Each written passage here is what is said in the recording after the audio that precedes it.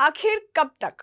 Railway की तैयारी करने वाला हर स्टूडेंट आज यही पूछ रहा है कि आखिर कब तक सिर्फ नोटिफिकेशन आएंगे और रिजल्ट लटके रह जाएंगे। कब तक एक बैच का भविष्य अधर में रहेगा और फिर उसी बीच नए फॉर्म आ जाएंगे।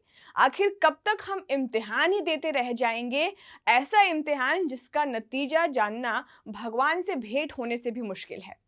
तो आज हम बात कर रहे हैं आरआरबी एनटीपीसी एग्जाम की, यानी railway recruitment board non technical popular categories परीक्षा की। सोशल मीडिया पर इसकी काफी चर्चा है। कारण बहुत साफ है, 2024 में हुए एग्जाम का रिजल्ट अब तक आया नहीं है और 2025-26 का नया नोटिफिकेशन जारी हो चुका है। ऊपर से एग्जाम शेड्यूल देखिए, 7, 8, 9 मई को परीक्षा और फिर सीधा 13 जून से अगला चरण। बीच में एक महीने से ज्यादा का गैप है। ये सिर्फ तारीखों का अंतर नहीं है, ये लाखों छात्रों के भरोसे का सवाल है। एक तरफ पुराने उम्मीदवार रिजल्ट का इंतजार कर रहे हैं, दूसरी तरफ नई भर्ती शुरू हो रही है। ऐसे में छात्रों के मन में सवाल उठना स्वाभाविक है कि आखिर रेलवे भर्ती प्रक्रिया में ये देरी क्यों हो रही है। इस देरी के पीछे का तिकड़म और हीला हवाली की आज बात हम करेंगे इस वीडियो में। नमस्कार, मैं हूं खुशबू और आप देख रहे हैं न्यूज़ पिंच। तो शुरू करते हैं।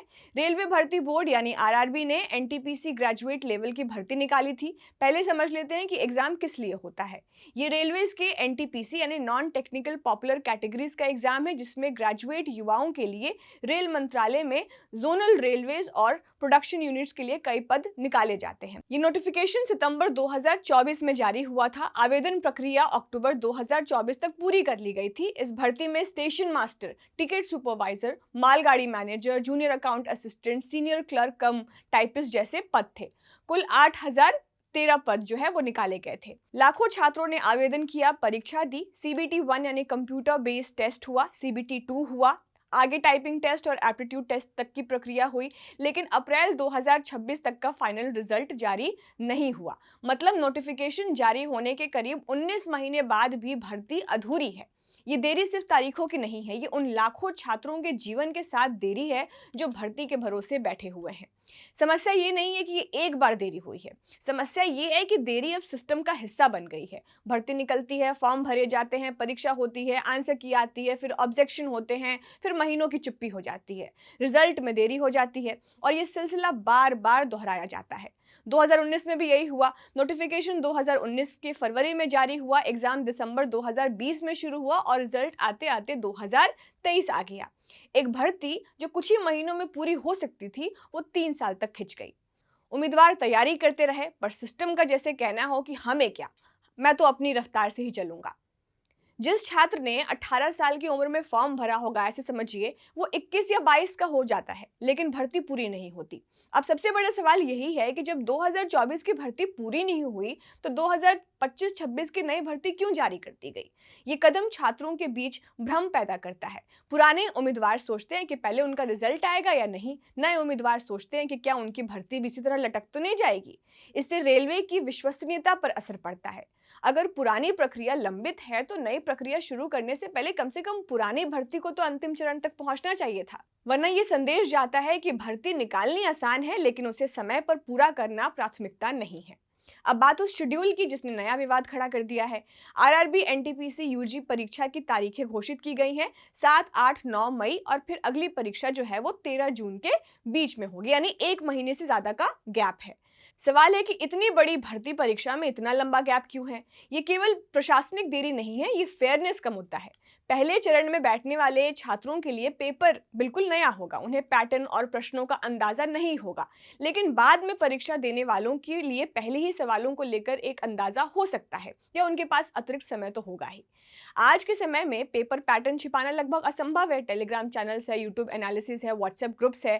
पहले शिफ्ट के बाद प्रश्नों के पैटर्न, कठिनाई स्तर और जो टॉपिक है उसका अंदाजा बाहर आ ही जाता है। ऐसे में बाद के शिफ्ट वाले छात्रों को स्वाभाविक लाभ मिलता है।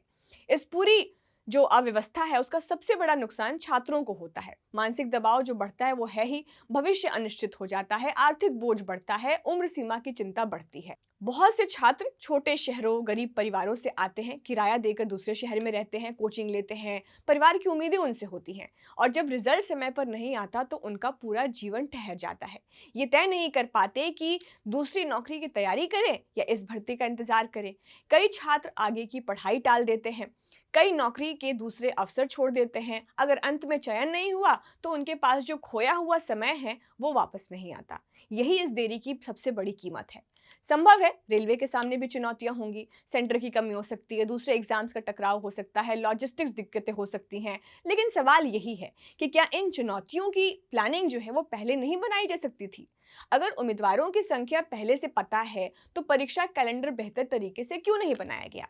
समस्या संसाधनों की नहीं, योजना और जवाबदेही की है।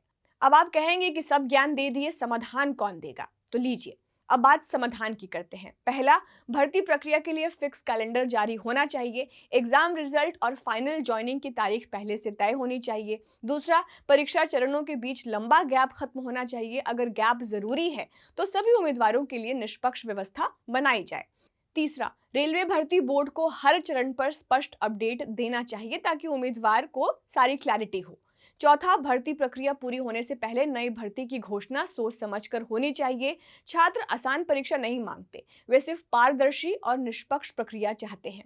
सवाल बहुत सीधा है, क्या लाखों युवाओं का भविष्य इसी तरह अनिश्चितता में रखा जाएगा? क्या भर्ती प्रक्रिया केवल नोटिफिकेशन जारी रहने तक सीमित रहेगी?